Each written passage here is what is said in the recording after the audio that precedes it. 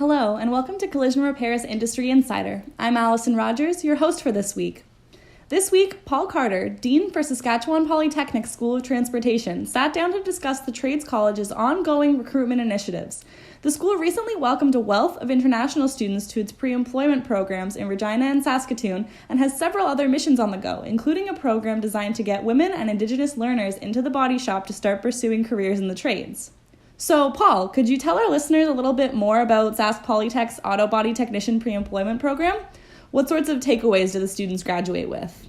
Our pre-employment program designed for students who are looking to get into the collision repair industry.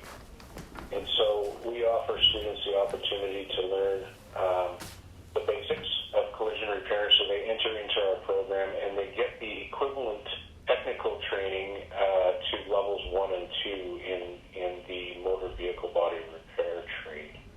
Sask Polytech has recently unveiled quite a few initiatives catering to international students. Around 50% of its current pre-employment class is made up of international students. What was the college's goal in welcoming so many of these students? It's close to 50%, yes. And I mean, our goal was, it wasn't really 50%. Our goal was to open up the doors of our training for not only Sask Polytech, but the collision industry and the auto body technician program itself. So, we understand the role that international students play in economic growth, both from a student's perspective, from a studying perspective, but also from the perspective of immigration. And the Saskatchewan growth plan, as a public institution in Saskatchewan, our intention is to help meet the province's plans for growth and to contribute to that. So, we just wanted to open up our institution to make sure that we're creating a diverse population, to make sure that we have an open door policy to welcome more learners into Saskatchewan Polytechnic.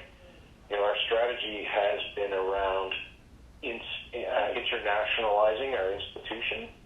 And so internationalizing our institution has a couple of different pillars to that. So it's one pillar, of course, is welcoming more international students into our program to give them a Canadian experience. But other pieces of our internationalization is to introduce our local Saskatchewan students to people from other parts of the globe. We also want to introduce our faculty and our students into opportunities to study abroad.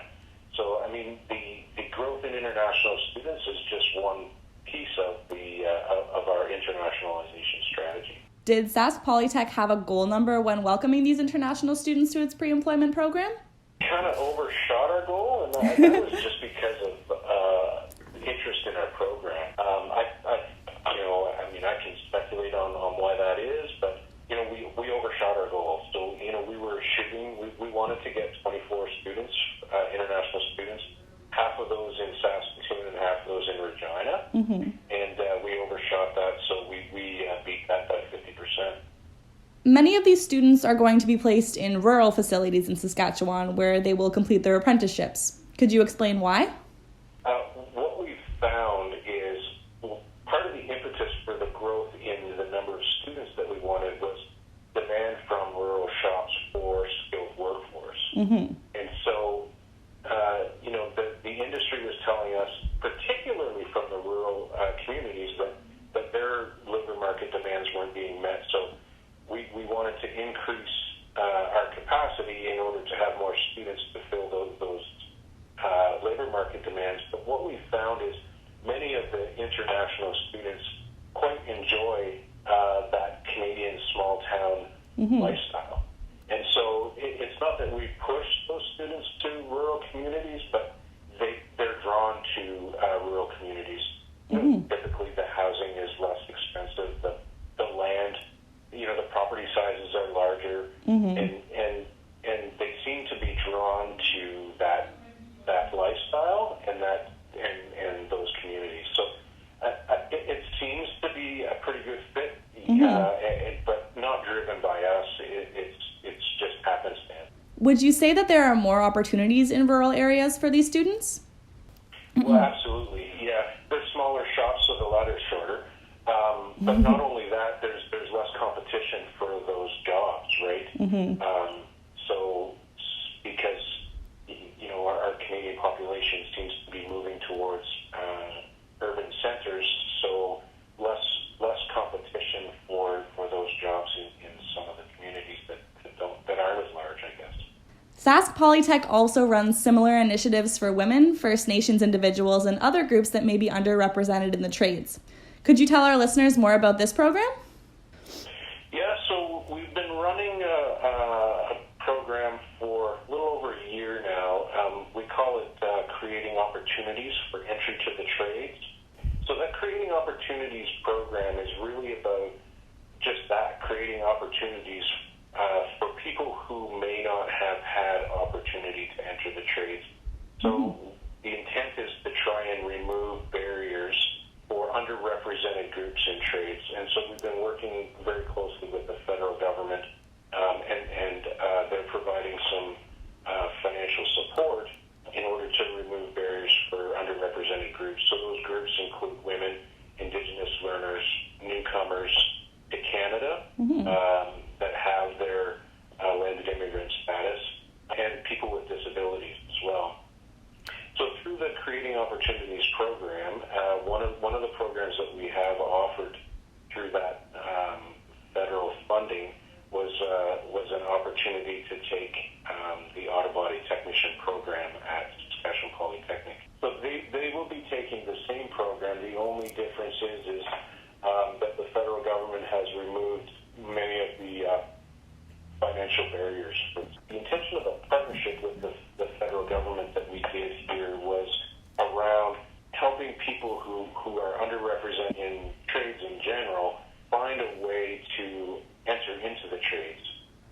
So the students pay their student fees, but they don't pay any tuition or books or anything like that. It's all covered for them. It's huge, right? And so that's a huge barrier to post-secondary. It's a huge barrier to trades for many people who just don't have the means to go to post-secondary or enter into a trade. So it starts in April, and it's the same program. It's just off different start time is the only difference that they have, and they take the same program, the auto body technician. Wow, it sounds like Sask Polytech has some pretty interesting initiatives in motion.